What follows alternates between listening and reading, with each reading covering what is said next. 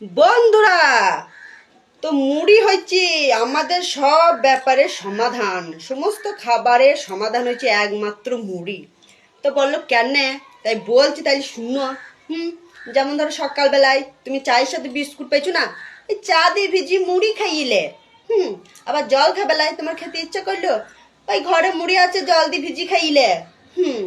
আবার ধরো দুপুর বেলায় যদি তোমার রান্না করতে ভালো লাগছে না, ও কোনো ব্যাপার না, ও আলু ভেজে মুড়ি খাইলে।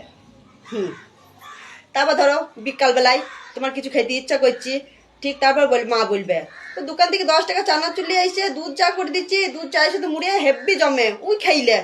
তো হইলো।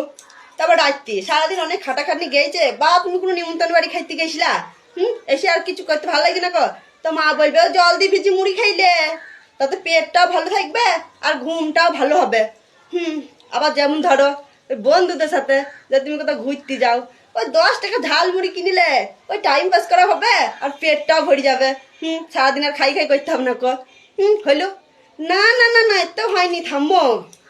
তারপরে ধরো তোমার যদি পেট খারাপ হয়, বমি হয়, তাতেও বলবে ওই জল দিয়ে ভিজে মুড়ি খাইলে। খাইলি ভাববো মুড়ি শুধু সব রান্নার সমাধান নয় কো, মুড়ি একদম ওষুধেরও কাজ করে।